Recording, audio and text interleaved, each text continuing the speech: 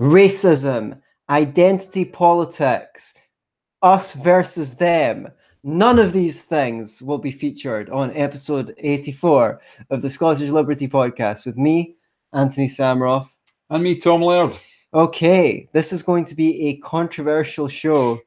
It's controversial already because Anthony's got his socks off. That's true.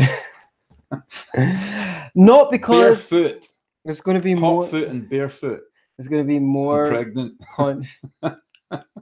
What the fuck are you talking about? No idea. I did a massive intro to build intrigue and get people to listen to the show, for the outro. and now you've destroyed it. You've destroyed my whole build-up. You're a dick. Okay. The Ant and Dick Show. Welcome to the Ant and Dick Show. This has just got to the point where anyone who I don't want to listen to this podcast will definitely have left by now. Excellent. Because it's going to be more controversial than when you said that some people deserve to be homeless.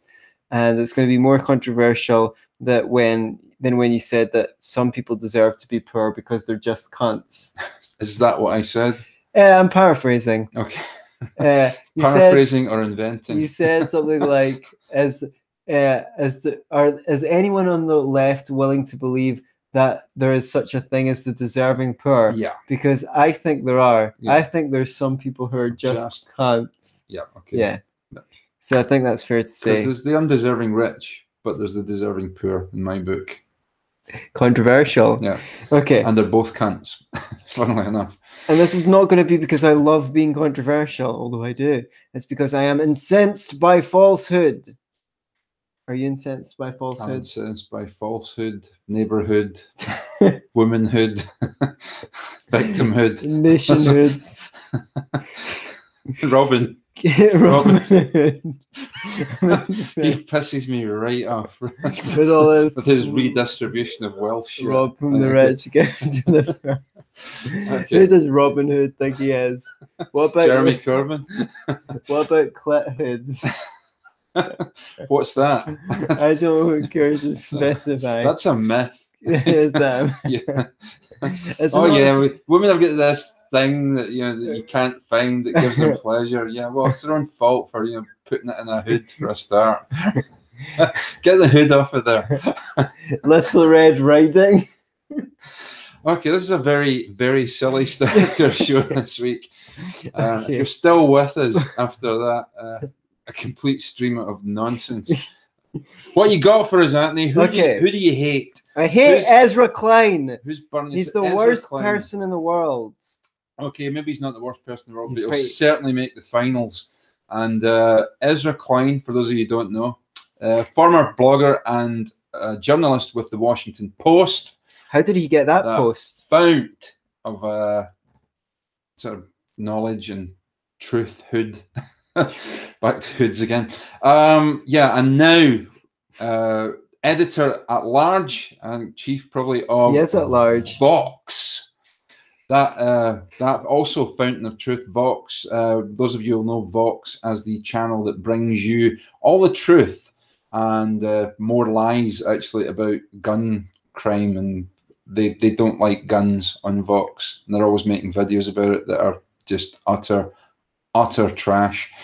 But anyway, so that's Ezra Klein. And what's particularly burning your toast about Ezra Klein, Antony? Ezra Klein appeared on the Sam Harris podcast, on Waking Up podcast. He did indeed. And what basically happened is, like maybe a year ago, Sam Harris had Douglas Murray. Douglas Murray. Charles Murray. Easy to confuse those two. Yeah. Charles Murray, the author of a book called The Bell Curve, who, for those of you who've not heard about it, one chapter in The Bell Curve mentioned that there was different mean IQs between different racial groups. And this created an absolute shitstorm that has haunted the last, Charles Murray's whole career. He's been no platformed at universities and so forth, had protests and things like that. He wasn't even saying anything particularly controversial scientifically or even unpalatable politically in this particular case. Okay. And basically Ezra Klein was part of a cabal who published hit pieces on Sam Harris and Charles Murray for even having the audacity to discuss these issues. And when I heard that when I first heard that someone had challenged Sam Harris on discussing race and IQ, I actually thought that he was being attacked by the right, because continuously on his show, he says things like, why would anyone even want to talk about race and IQ? Like, why would anyone want to go out their way to make it a topic of discussion or study it? Like, and I thought someone was saying, you should have this person on, Ezra Klein, to discuss it, because someone had said, well, it is important. It is important to discuss it because we've got all of these programs like affirmative action, and what have you, which is basically Charles Murray, who wrote the bell curves position, which is, if we ignore the fact that there are differences in the IQs across races, then we might be trapped into thinking things that are caused by discrimination when they're not actually caused by discrimination. Like, for example, let's take the wage gap, for example, which is largely due to the different choices that men and women make. Men travel further, men work longer hours, men like more dangerous and unpleasant jobs. Maybe they don't like them more, they're more likely to do them because they pay higher, and so forth. So the same thing could be true across races. People could make different choices, or they could have different capabilities. Now, it turns out that he was not being challenged for the right on saying, why even discuss IQ? He was being challenged from the left for having the audacity to have a conversation with Charles Murray about Charles Murray being basically blacklisted and becoming a pariah. Okay. And the interesting thing is, Sam Harris' key criticism of Ezra Klein was that it's problematic to make these topics radioactive. In fact, it's more problematic to make people radioactive for talking about it, because one way or the other, people are going to talk about it. People are going to want to know what the accurate information is. And Steven Pinker's covered this in a video where he says, if you do not present the facts on these topics, what happens is the most uncharitable representations of these facts, well, blacks are obviously just inferior to whites and so forth. The only people who are willing to cover these facts are the most unscrupulous. And I have to say, in preparation for making this presentation, that's what I discovered firsthand. In order to get good facts, I had to actually watch videos by white nationalists and people who are even on the far right of the alt-right to actually get any decent information.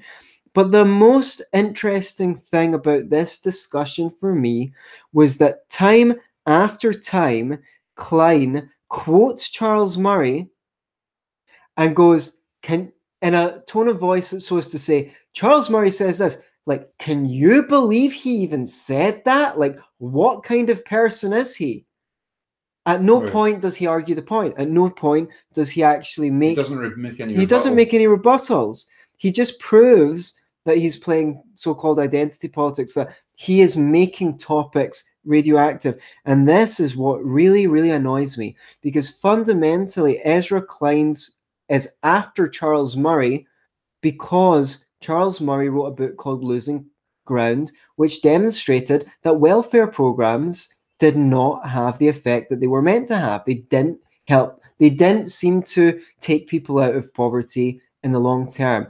And he won't say that, but he talks around the fact that this is his problem with Charles Murray, and he is willing to use any means necessary to attack and discredit Charles Murray because he finds his views on welfare disgusting. But he doesn't say that. He doesn't say, well, do you know what? Charles Murray's views on welfare are disgusting. He does say, so I want to kind of talk around a various number of these points. Why is race IQ and IQ important? Well, for exactly the reason that Charles Murray says it's important, which is that if you fundamentally believe that everyone is equally capable, then you should be affronted when you find out that everyone doesn't have the same results. Now, this would be absolutely fine on a free market situation. But when we're told over decades that the performance of certain groups is because they don't have enough money, and we create more programs and they don't work, so we create more programs and more money keeps on getting redistributed, then people are forced to become collectivists out of sheer self-defense. And this is why I don't like presenting this information. It doesn't make me happy. I would rather not have to cover this, but it's like basically Ezra Klein's fields of moral outrage are not an argument when it comes down to it. And can I ask something at this stage, just quickly? How sound are Charles Murray's arguments? How sound was the research that was done into this subject of race and IQ?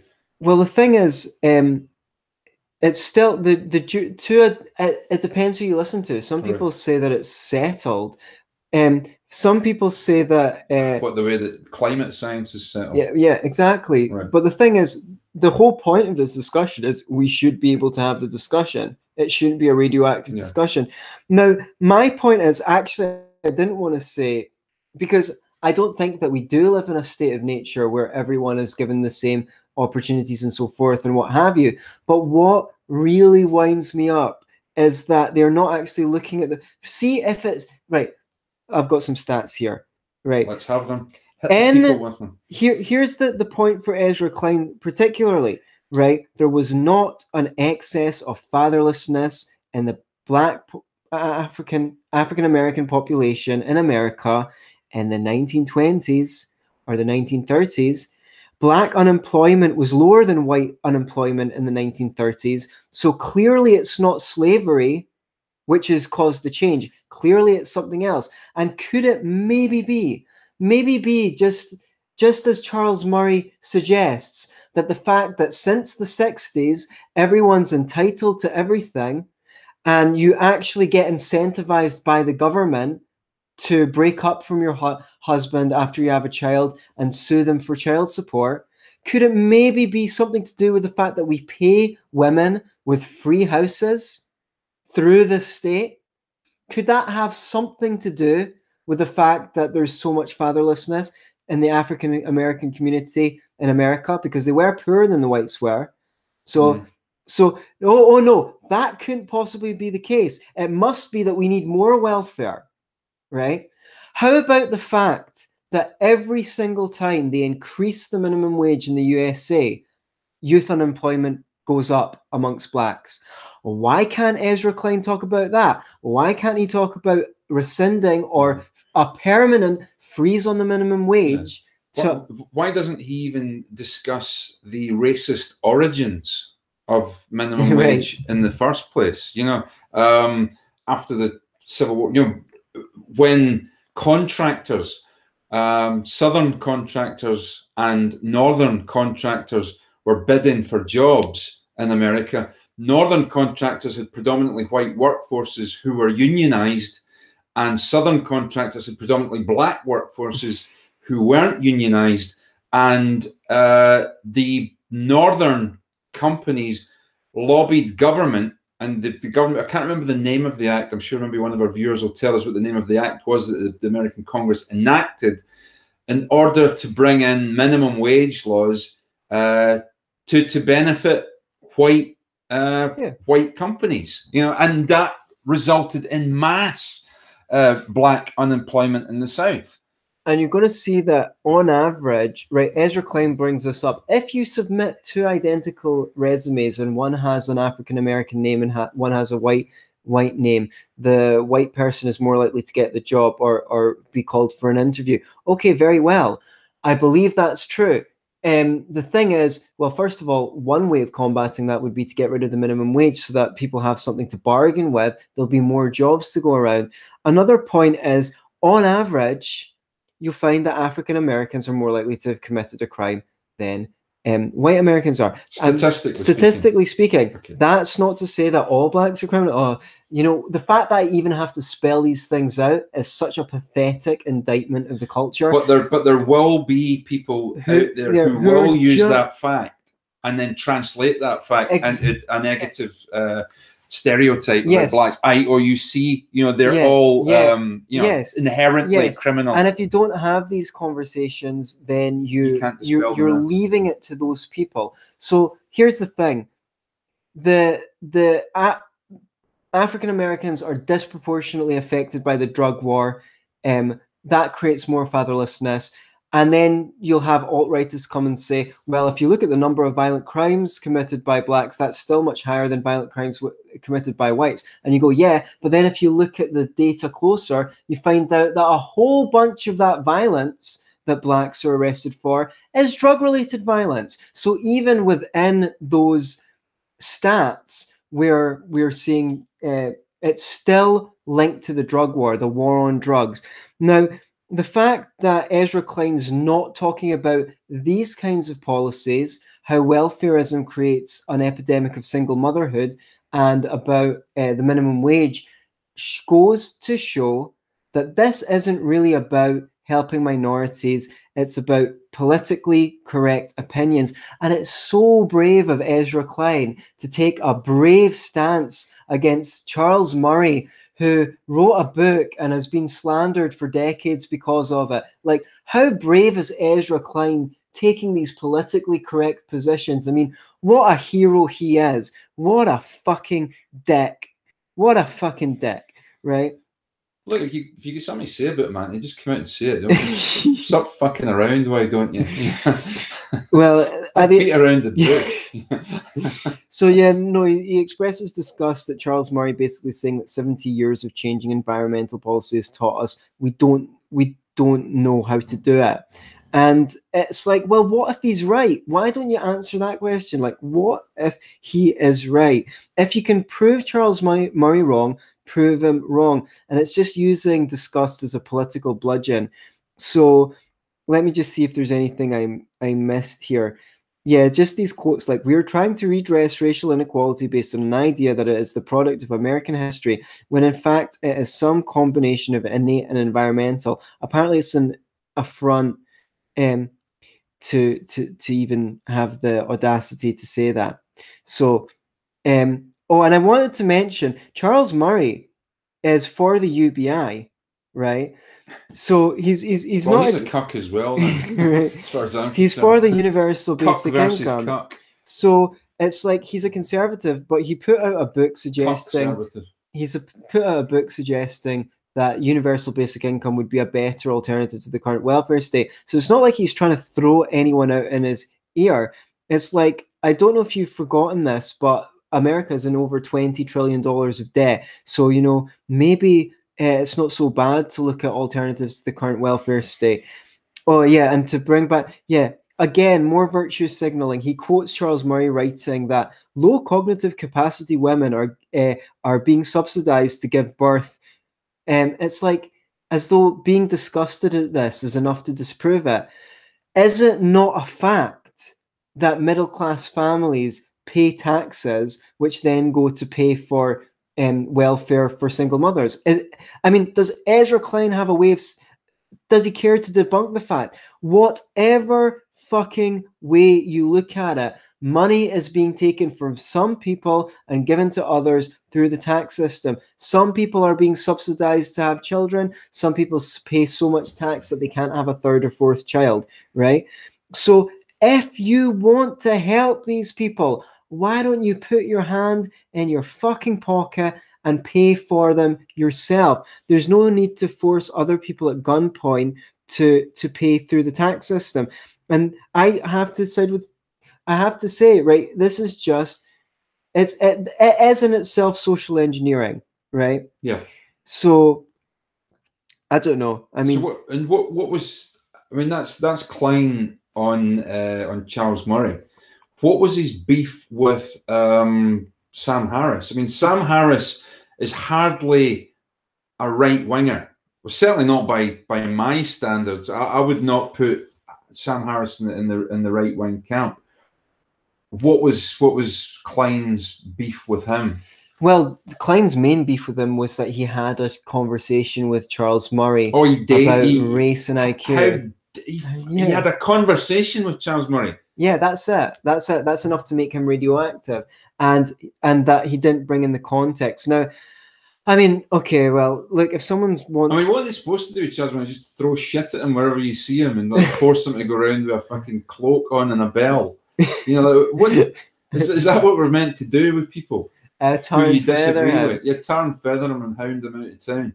Well, I've gone so far as that if anyone wants to destroy my character from now on to the rest of eternity, they've got enough fucking fuel. So I might as well go the whole hog and talk about slavery. Right. And I need to, this is how embarrassing it is as a libertarian. I have to say, by the way, I think slavery was an abomination.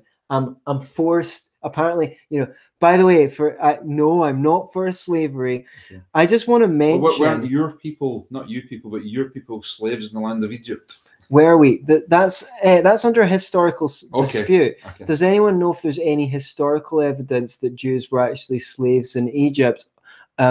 Is there any? That's probably the most controversial thing you've said. Right. Because it is it's in dispute whether they actually ever were slaves in Egypt. Apparently, the only evidence is the Bible. Now, obviously, if you believe the Bible is the word of God, then that's evidence enough. Okay, so here, I just want to say that basically, if you were going to be a slave, it would be better to be a slave in America than in Africa or in Arabia, where the Muslims would have castrated all the male slaves and then worked them to death. The Muslims basically worked their slaves to death. So the Atlantic slave trade was just over 10% of the total African slave trade, and 72% of it was going on in Africa itself. The other 18% was the rest of the world. So slavery, what I mean to say is, I should have preambled with this. Slavery was an abomination.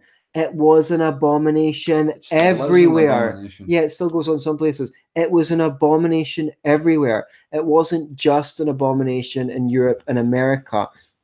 And if you want to look at the standards of living at the time, well, I mean, in 1870, 20.1% of blacks were literate. In the same year, Russia had a literacy rate of around 15%, and Africa didn't achieve a literacy rate of 20% until the 1950s.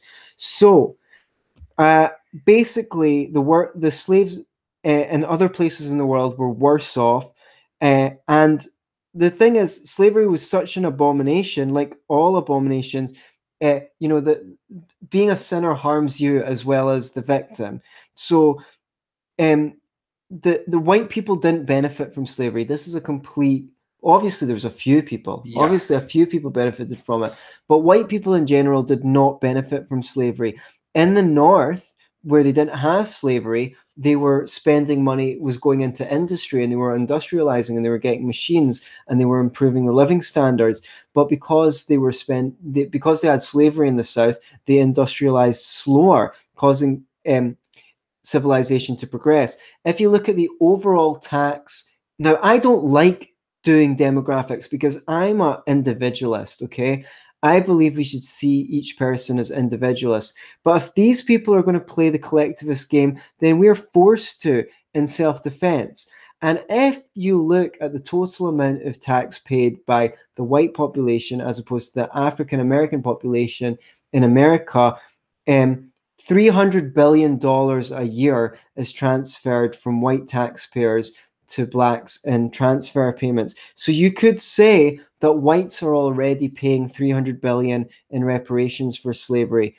So I think it's worth mentioning as well at this point that the vast and overwhelming majority of the white population in the southern states of America did not own they weren't slaves. Slave owners. Many of them didn't even own shoes on their feet. If you were a black and you were, okay, I won't use the word, but they would call them a house slave, right? Okay, so if you worked in a big mansion house, your life was probably better than poor white trash. And one of the things that happened when slavery was abolished was poor white people could actually get jobs driving carriages. Because up until then, all the carriage jobs were black slaves. Right. White people couldn't do it. A minority of poor white trash could get themselves jobs as overseers on plantations, but a large majority of whites couldn't get any work. And if you were poor and white, you were really in the shit. And that still persists to this. If you look at South Africa, if you're poor and white in South Africa, you're pretty much fucked. Right, that's the case. You don't have the state benefits that somebody who's black would have in South Africa. So I think it's worth mentioning that aspect, that the vast majority of white people in the South were poor, really dirt fucking poor. So as you say, they didn't benefit from slavery either. And I think you just need to, well, slavery is a phenomenon that's existed all throughout history. It only really took a racial component onto it, obviously, in the last few hundred years. And the thing is, life was fucking horrible in that period compared to today. Everywhere. You would not want... The slaves in America, this is the shocking thing, had a better standard of living than the serfs in Russia or China or India did at the time, because the standards of living at that time were pretty taken as horrible, an average. Taken as an average. So life was pretty grim, and it has been pretty grim for all but a few for most of history. So Ezra Klein says, this is what folks in the dominant group get to do. They get to say, my thing isn't identity politics, only your thing is. When people don't look like you, hear you saying this is just identity politics, they don't think, my God, he's right. And no, they won't, because the thing is, fundamentally, people like to blame other people on their problems. And it's like, there are government policies that I strongly believe have kept blacks down, so to speak, in America, but they're not the ones that Black Lives Matter are talking about. Well, maybe they sometimes talk about the drug war. Maybe sometimes Walter Williams mentions that the public schools in black areas are worse than the public schools in white areas. That could well be true. Again, but this all comes down to government. Yeah. And that is the thing that I hate. Segregation was enforced by government. Yeah, segregation was enforced by government. So you might think that the leopard can change its spots. I don't. And when you try and use the violence, as you say, when you dance with the devil changes you, you don't change the devil. You keep on using force. Just as slavery was harmful to the population that was keeping slaves, because it slowed down the Industrial Revolution. There's no point to invent these machines when you have slaves. You're not going to save very much money. As soon as you abolish slavery, the Industrial Revolution progresses faster because there's an economic incentive to innovate. Now, keeping those slaves was bad for us. So when you try and use force, it corrupts you. Yeah. And basically, another point I want to make is the whole thing's a sham, because Ezra Klein assumes blind that welfare programs are beneficial to the poor. What evidence is there of that? I can't remember the. What makes him feel good? Probably. There's trillions. America has spent trillions and trillions on the war on poverty since the 1960s. There should be no poverty left in America if redistribution helps. But all you're doing is paying people to be poor. And I think that Sam's main point about talking about these issues radioactive is the problem. I agree. I agree with Steve Pinker. And I just want to say, if Charles Murray is basically saying the obvious, if people have different capacities, you shouldn't expect them to do equally well. Why that should be controversial, I can't tell you. But the worst thing ever is that Ezra Klein doesn't even make his point explicit, make Charles Murray's point explicit, because it's so uncontroversial when you put it in those terms, and then he'd actually have to deal with it with facts, reason, and evidence. Well, Ezra Klein wants to say a priori that all differences in outcomes are due to history and environmental, whereas the Thomas Sowell stats that I quoted about how there was less illegitimacy, there was more literacy. There was a higher rate of literacy amongst blacks going back decades before the welfare state than there is now. And whites. And whites. That, if anything, it undermines this point, because things should be getting better after time if it's caused by slavery, not worse. So, Ezra Klein, after all that, you are the cockle dude of the week. I just want to mention, if not the year, with Ezra Klein, is just to put my final point. Slavery, the definition of slavery would be to force one person to work for the benefit of another. What else would government-enforced welfare programs be but to force one set of the population to work for the benefit of others? So, you know, that's slavery in of itself. So, yeah, fuck Ezra Klein. Yeah, fuck him. Yeah. Okay, what do we got for the good people now? Well, unfortunately, our viewers, I'm not very happy to say that Sam Harris, Donald Trump, the Trump administration, Trump, they are embarking on more bombing of Syria. Have you prepared a special report? I haven't prepared a special report, but I have done some reading. Okay, it's like this. Every time we embark on a war, there has to be some pretext. Right.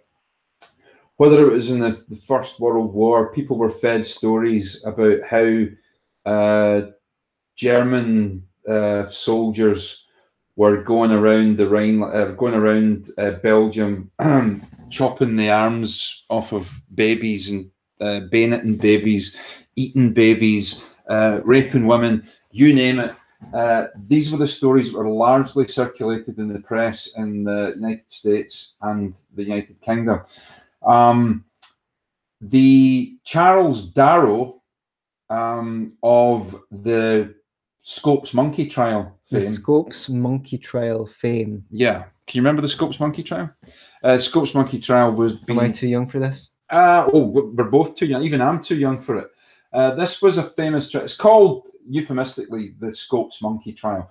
But basically, it was a show trial in which a creationist pastor went up against a young teacher who was teaching evolutionary science in the schools. So they had this trial, and the teacher was put on trial. It was pretty much a show trial. It wasn't actually a serious thing. There was never any danger of this guy going to jail. But Charles Darrow was the guy who defended the evolutionary teacher against the creationists.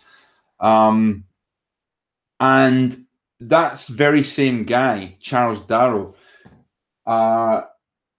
put an advert in an American newspaper saying that, okay, if the Germans are going around Belgium massacring people and slaughtering people and amputating, chopping the arms and legs off of kids, if anybody can produce one single amputee that's had their arm or leg chopped off by German soldiers in Belgium, I would like to see the evidence. And he offered up a reward, and nobody could actually do it. Nobody could produce one single amputee that the Germans had done. And it was bullshit. It was just a pretext to get the public all riled up and angry to get involved in a war. And I think we're doing the very same thing in Syria. The press are doing the same thing in Syria. These chemical attacks that I'm not saying that, in the words of George Galloway, Bashar Assad is bad enough to do it, but is he mad enough to do it? And I don't know that he is. I haven't seen any evidence. Nobody has produced any definitive first-hand evidence that even any chemical attack took place in Syria. And even if it did, yeah, it's not to say that Assad did it, because the whole point is America were getting ready to pull out of Syria, just like last time. Just like last time Trump bombed Syria. They were getting ready to exit. So what kind of strategy is that? Just as your country is going to be unoccupied, you suddenly decide that it's time to launch a chemical attack. It beggars belief. It doesn't make any sense. It's what your story reminds me of the thing during the first Gulf War, where a woman went on television, a Kuwaiti woman went on television and said that the Iraqi forces, Saddam Hussein's forces, were going into hospitals, taking babies out of incubators, throwing them on the floor and stealing the incubators. It came out later, years later, that this woman was the daughter of a Kuwaiti ambassador who'd been coached to give that speech. Of course, this be around circa 1991. Yeah. You have no internet. You have got no way of checking that story's true. So if you saw that on television, you'd think, oh my God, those Iraqis are brutal. We need to go in and bomb them. And you just never know. You just never know. It repeats itself. Kosovo was another case in point. There was mass graves. And we're not talking about Bosnia-Herzegovina. That's another thing. That's another situation. But Kosovo itself, there was claimed that Serb troops and Serb militias were raping people en masse, and there was these mass graves with thousands of people on it that the Serbs were slaughtering in Kosovo. And it turns out now, to this day, not one mass grave has ever been discovered in Kosovo. Yeah. They found one mine where there was roughly about 200 bodies they found in there. But even independent investigators couldn't establish whether or not they were Serbs, Kosovans, or whether they were Albanians, or whether or not they'd been killed in air attacks, or who'd killed them, or whatever. They couldn't establish it. So not one single viable mass grave was discovered. It was completely made up. In fact, some people now are on record as saying, yeah, it just suited the narrative at the time we wanted to get involved. Clinton wanted to get involved, and they bombed the shit out of Serb civilians in order to get their war in Kosovo. To make a point. Now we've got a situation where Donald Trump, who went on a platform. Well, here we go. This is this is a tweet from Donald Trump when Barack Obama was president. Okay, 2013. Donald Trump said this again to our very foolish leader, talking about Barack Obama. Do not attack Syria. If you do, many very bad things will happen, and from that fight, the US gets nothing. Wise words at the time, I would say. I absolutely agree with Donald Trump in that instance. Now, fast forward to the 11th of April, 2018, and Donald Trump tweets, Russia vows to shoot down any and all missiles fired at Syria. Get ready, Russia, because we will be coming. Nice and new and smart. You shouldn't be partners with a gas-killing animal who kills his people and enjoys it. What a difference. I kill my people and enjoy it. What a difference. Is that another Donald Trump? Could it be the same Donald Trump? No. The thing is, what you don't understand, Tam, is he's playing 4D chess. You see? Okay. How does that work? He's playing a multi-dimensional game where he's bluffing and giving people the impression that he's doing one thing when really he's doing something else, because he's just a genius, you know? Well, is this... he's taking down the deep state. This has got shades of... Do you remember how Clinton bombed a factory in Sudan? In the Sudan, I think it was. There was nothing to do with anything, and it was just a fertilizer, medical supplies. Okay, yeah, that was great. And apparently it was this bomb-making factory, but he bombed it, and he largely bombed it to get attention drawn away from himself in the Monica Lewinsky scandal, I believe. Or am I conflating the two? It may well be. I was quite young at the time when it happened. My take on this could be, is Donald Trump trying to get rid of this idea that he was, his campaign was interfered with by Russia, by saying, look, I don't owe the Russians anything. In fact, I'm all in favor of getting into a war with them and saber rattling just to take heat off himself. I don't know if that's the case, but it just seems rather strange. But the fact of the matter is, no credible first-hand evidence has been produced that Bashar al-Assad has been involved, or that there has been any chemical attack on anybody in Syria at all. But even if it was, there's no evidence linking Bashar al-Assad. We are now getting into a situation where America and Britain are about to embark on a situation that could turn out really scary. You never know where it's going to end up when you get involved in a war. This is 2018. One time in 1918, we got involved in a war for propagandist reasons, and it took us 5 years and hundreds of thousands of lives lost to get out of it. I don't see how dropping missiles on populations in Syria, and possibly, in fact, there's no way around it. I don't think it's possibly. I think definitely there's going to be civilian casualties. How is America and Britain killing civilians in Syria? How is that morally any better than Bashar al-Assad supposedly killing Syrian civilians? And it could precipitate the most dangerous situation since the Cuban Missile Crisis. This could bring us close to, if not into a war with Russia. And if that happens, it's going to be pretty fucking bad for Britain, at least. America's all right, you know. At least there's a couple of 1,000 miles between you and Russia. I think it's going to be pretty bad for Britain. If you're capable of, if you're able to do that from America, Peter Hitchens has a blog. Antony and I have several problems with Peter Hitchens, but he's been pretty good on his anti-war stuff. He has a blog at the Daily Mail. That very well highbrow, that highbrow, yeah, that highbrow newspaper. I'm not a big fan of the Daily Mail, but actually he's at the Mail on Sunday. Slightly different, but anyhow, he has a blog there, and he has a link on his blog for anybody in the UK who wants to write an email to our Prime Minister, because it looks as if Theresa May is going to throw her lot in with Donald. She hasn't had anything good to say about Donald Trump. Right? She has nothing good to say about Donald Trump. She's been talking about banning him from the UK and all this kind of jazz.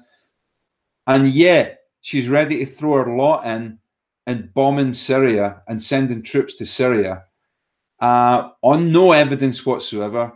You've got the whole Russian supposed assassination of dissidents in the UK going on as well, and this whole thing's linked, and it just seems we're itching to have a go at Russia for some reason. Theresa May's ready to throw her lot in. It looks like she's not going to wait for our Parliament's not in session at the moment. It looks like she might not even wait for Parliament to get back in session. If there was any credible threat to this country of the United Kingdom, I could see the point, but then it would be a matter of bringing Parliament back and having an emergency session. But it looks like she's not going to get a vote from Parliament. She's just going to go ahead and get involved in this war. It's a bad idea.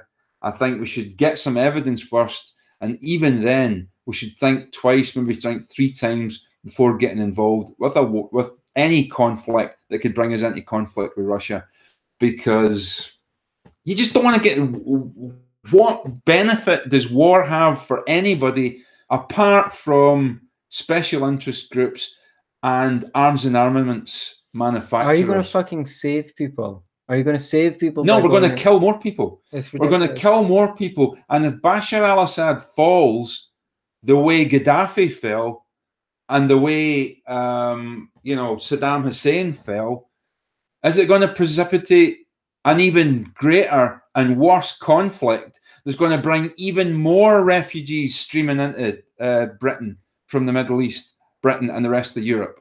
Yeah. What good has our interfering and our nation building done in Afghanistan? And how long does this need to go on for over and over again? We have no idea how long it's going to last. How many times do people need to make this mistake before they realize that this doesn't work? Or maybe they don't want it to work. Maybe it's meant to go on. Maybe it's the cash cow. Maybe it's money for the... Maybe the war's never meant to be won. That was kind of George Orwell's point in 1984. Perpetual war. The purpose of war was was the destruction of human labor, without which a hierarchical society cannot continue to exist, because people just get too wealthy. And you also need to give people an enemy to fight to stop them from pointing the finger at you. We're in peacetime. Imagine we're in peacetime. We don't have any external enemies, and people are still suffering. They start to go, well, why isn't the government working? I mean, Murray Rothbard coined the term the welfare warfare state, or the warfare welfare state. And that's what this thing is. It comes back to the Ezra Klein thing. It comes back to Charles Murray's book, Losing Ground, that came out in the 1980s. That was incredibly influential. And it wasn't incredibly influential because the state loves books that suggest that the state should have less power. Nothing could be further from the truth. It presented a case that was hard to deny, that not only had welfare programs, the big war on poverty programs, been ineffective, they'd been counterproductive. They'd produced a permanent underclass. Yeah. The children of the first welfare recipients did not have parents who had a work ethic. They didn't see their parents going out to work. They didn't see their parents had been de-skilled because they never had any need for any skills. They were not given a good start in life. You've created a permanent underclass. So it's interesting, the parallel between the folly of our foreign policy. We just keep on meddling. We just keep on meddling. And the more we meddle, the worse it gets. And it's the same with the welfare programs. It's supplanted the organic network of horizontal associations that formed a welfare society. It's like, in Buddhism. Well, I guess war is a form of welfare. It's a form of corporate welfare. The arms manufacturers aren't doing badly out of it. That's for sure. So I guess in Buddhism, there's a metaphor, which is, what do you do if you want a clear mind? Well, it's the same as if you see a cloudy river. Do you put your hand in the river and try and clear the clouds away? No, because you'll just kick up more dust and make it more cloudy. You just need to just sit at the bank of the river and wait for it to clear. And that's the only thing we can do with all this drama, is keep your fucking hands off. Stop poking hornets' nests. I think it's worth mentioning as well that this mob who are in the city that was supposedly bombed by Bashar al-Assad are called, I think they're called the Sword of Islam, the group that's in there. They themselves were accused a few years back of using chemical weapons against Kurds. So whether they did or not is another matter, but it seems to me that there's a distinct possibility that these people, if there was at all a chemical incident, may have done it themselves. Like a false flag. Like a false flag thing, we know that happens. It's not just all conspiracy theory. It has happened. So I think we'd do well to stay out of it. I think if you are in the UK and you're listening to this program, get onto Peter Hitchens's website, his blog, get that link and write an email to the Prime Minister, Theresa May, as soon as you possibly can, saying, not in my name. Let's not get involved in a war, possibly with Russia, over something that we know nothing about. We have no evidence that this was a chemical attack at all, never mind by Bashar al-Assad. So, dangerous times. Yeah, I just wanted to say one thing about this Mark Zuckerberg Congress thing.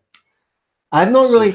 Okay. I need your help, guys out there. What exactly is he alleged of? I know that he's been targeted for not being fair to conservative news outlets or removing right-wing pages. What do you know? Well, all you kids out there who use Facebook, including you, Antony, I don't use, with a face like this, I'd do well to stay away from Facebook. But I don't use it. Never have. Never had an account. No interest in it. Apart from promoting Scottish Liberty Podcast. Apart from the Scottish Liberty Podcast, obviously. The podcast has a Facebook page. The party, Scottish Libertarian Party, has a Facebook page, but I personally don't have one. So I I know nothing about it, literally. So Zuckerberg's part of this, in front of this congressional committee, and it's to do with Cambridge Analytica. Okay. And the fact that lots of people's information, personal information, got to this private company, Cambridge Analytica, who used it to analyze the data to find out and supposedly sold that information to political interests who wanted to manipulate the way that people voted. However, what they're doing is they're holding Zuckerberg, because he's the CEO of the company, they're holding him responsible for this massive leak of personal information. And as we all know, government that's my point. absolutely hates prying into people's personal lives and getting their information. They would never do that. If Congress really cared about your privacy, they'd be going after the NSA. They'd be going after warrantless wiretapping. This Edward Snowden would be admonish. No, what's the opposite of admonish? Set free. Julian Assange would not be out in hiding. It's like the government cares so much about your privacy. I mean, at the end of the day, Facebook is a private company. They'll stand or fall. They can do what they want. But here's the thing. Someone needs to give us good information on how much money, say your Facebook, your Google, and so forth, how much have they benefited from state handouts? Corporate welfare, tax breaks. Well, I mean, no, I mean, the tax breaks are good if they're for everybody. Yeah, exactly. But they can be unfair. And the other thing is, apart from those things, have there been legislations which favor the big players? And I think that really muddies the water, because in a free market, it's easy to say, well, Facebook is a private company. They can do what they want. And but also, even if they are a private company and they can do what they want, it doesn't mean they're beyond criticism. You're still allowed to criticize them for it. Yeah, and you're allowed to wind up your Facebook account if you don't like the service. And people are saying that we should move to MeWe. I really wonder why they called the new social network MeWe. I mean, your PP to MeWe. I mean, they do realize that we does mean piss, don't they? I mean, why would they do that? Maybe they don't. Have you seen the photos of the white helmets staging casualties? I have seen some photos like that, and I don't know if the photos of the white helmets staging casualties are actually staged. Right. Here's another problem that I have. I know that Bashar al-Assad is a bad guy. I know he's capable of lying. What I know for a fact is my government tells lies. Right. I also know that the American government has been caught telling lies. And I'm quite sure that Vladimir Putin and his government probably tells lies as well. So everybody's telling lies. And I don't know what to believe. I can't even believe you when you say that. How do I know? How do I know that everyone's telling lies? If I told you I was a compulsive liar, would you believe me? So this is the thing. I don't know who to believe.